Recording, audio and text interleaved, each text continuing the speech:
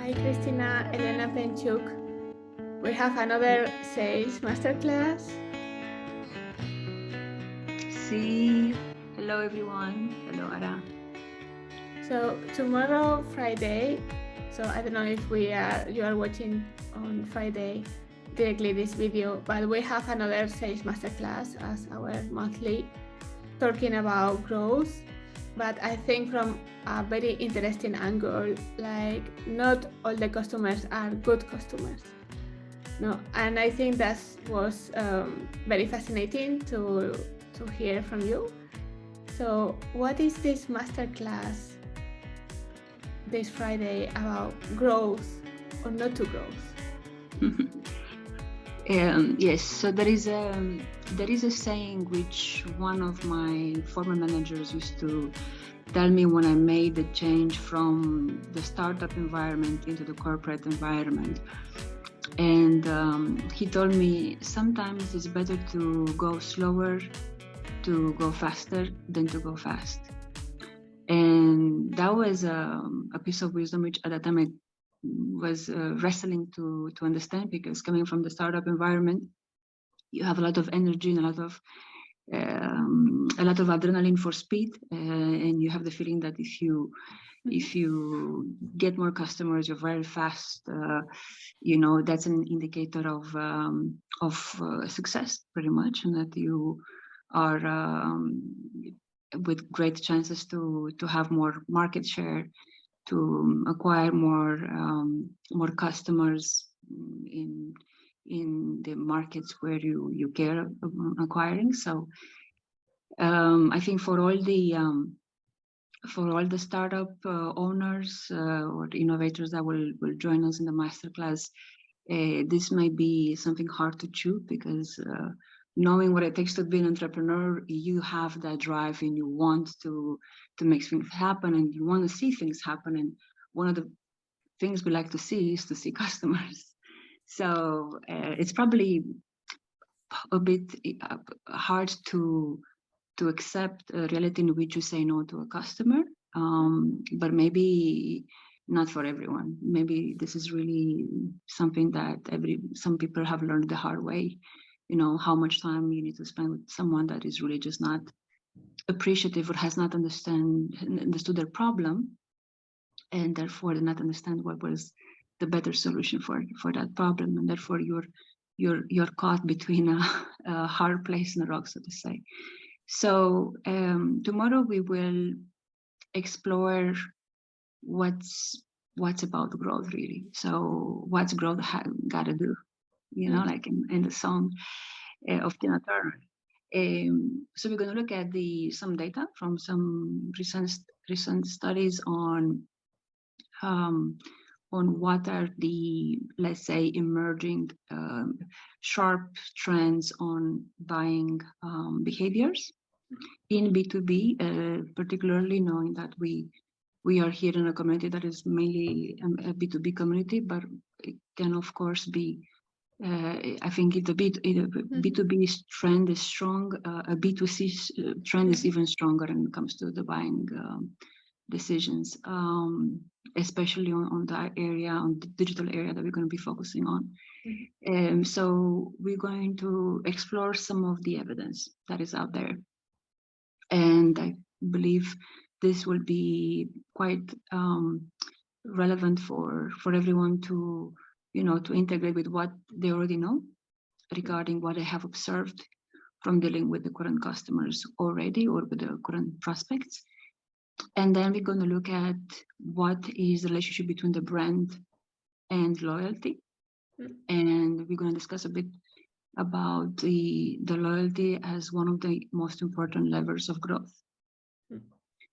And we are going to explore afterwards a couple of signals and practical tips on how to identify the customers that is let's say wise to choose in investing in, considering that the customer journey from a prospect to a buyer can be quite long, depending on the type of service or product you're offering, and also can be quite expensive.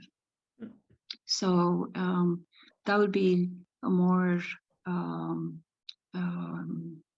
a part that would be of more pragmatic application for someone leaving the masterclass, and that can be utilized.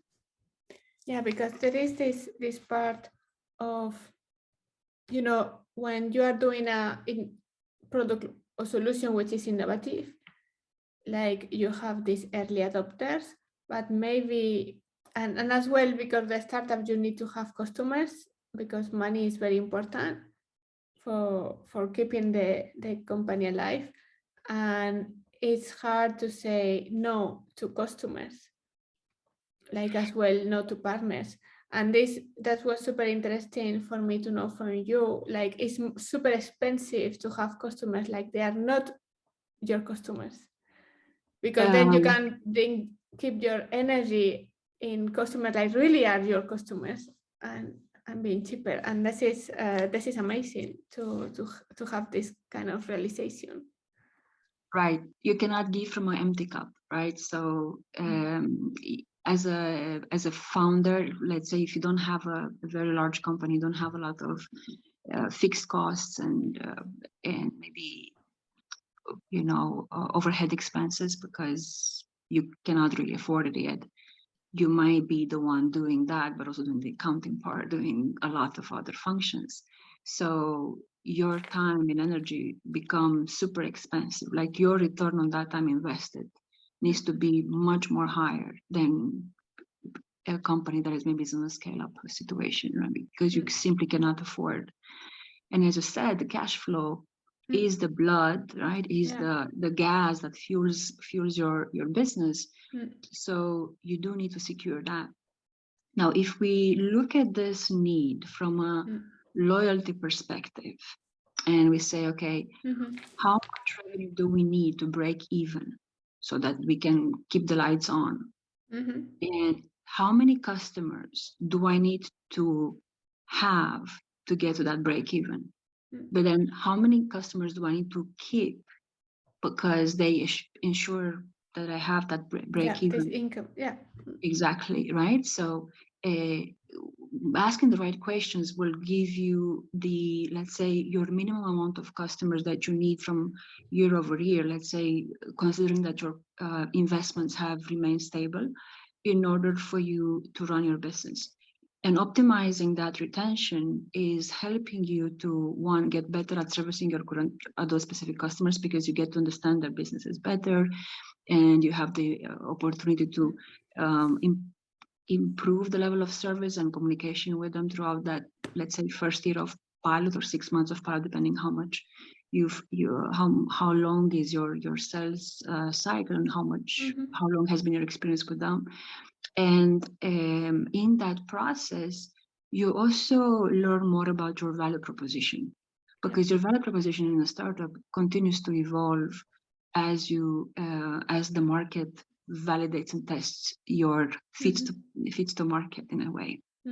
So it is in your interest as well to have that level of connection with a certain number of loyal customers, so that you remain grounded and you remain in check with why are you there in the first place, and make sure that you're not diluting what you're promising, but also delivering to your initial promise, reason why you have been chosen. So from having that base of customers to investing time and money, and increasing to grow, to acquire new clients, you have decisions like how much do I afford to invest, how much it will cost me. So you need to have your an estimate of your acquisition cost in order to understand how much you can stretch, and then how you will stretch to create those prospects, because you can create prospects in different ways that will have a different cost, and that will have a different time to become a customer. So you have some management decisions that you need to make as a founder, in order, or in charge of chief revenue officer, whatever your function will be, in order to really be focused and to have control over what you're returning on your investments. Yeah, this is super interesting because I think in a big corporate, we can say this is very simple and it's already there calculated. And if you have a small, we can say, project, you can say, okay, I invest in Google Ads X amount of money, and then I have the return of customers. So it's easy, the calculation. But when you have an innovative solution, like because you cannot sell an innovative solution on Google Ads, very simple. Not only on Google Ads, you need maybe 6 other touch points. And yeah, exactly. So right, yeah. And it's not a super simple solution like in Google, click, you find the thing. No, exactly. And you have so it's much more complex, no, to calculate. Yes, but that's why it's good to take care of your business and, let's say, be honest about what you don't know. So if your financials are not your strength, get some help there, because you do need to look at financials. I mean, when it comes to growth, you have to have your numbers in check and have your financial health in check, so you know how much you afford to invest, because growth costs. And tomorrow we will discuss about what it costs and a few examples on that. We need to remember also that when you go into the marketplace to attract new customers, you will not be the only supplier being considered. So we will discuss tomorrow about why, again, it's so important choosing customers, because you are competing for their headspace, and you're competing for different personal biases, different preferences that are already there. So, you will have to make some decisions. How far off is this account or company that I'm trying to do business with from what I'm offering? Because if it will take 1 year to just change their mindset, it might that unless you have someone working on warming and preparing the soil and warming them up to you before they're ready. And so therefore, we will discuss a couple of signals on how to identify the best fit for acquisition, so to say. And that's highly personal in terms of personal to the startup, to the organization, or personal to the founder if it's a very really early stage startup, because it's really the meeting between two people. Before it's a meeting between two organizations. It's really the meeting between who is representing your startup, and of course that's your job to ensure that you show up to the best that you can, and the person that is representing your desired partner or desired potential customer. And the more you know about where they're coming from and where they stand up for, what they care about, the better for you to assess if this is a relationship you want to invest. Super interesting. I think this is the sentence to finish this little bit of a snapshot before the masterclass tomorrow. So masterclass on Friday, 15th of July at 12 noon CIT. So this is the second masterclass we are doing about sales and commercialization of research. I think because when we commercialize research, it's entrepreneurship. No, that's one of the ways. So it's very important to have customers, like they get your innovative solution. Super interesting, Cristina. It's amazing how much I am learning with you about sales. And it's a topic I am passionate about, but I think you are the Bible of selling. So I am super honored to have you as a teacher and coach for the Collabwith community. So as you know, only is for the Collabwith members. All these master classes we have every week. And well, we have one about mindset, one about sales, another about innovation and collaboration.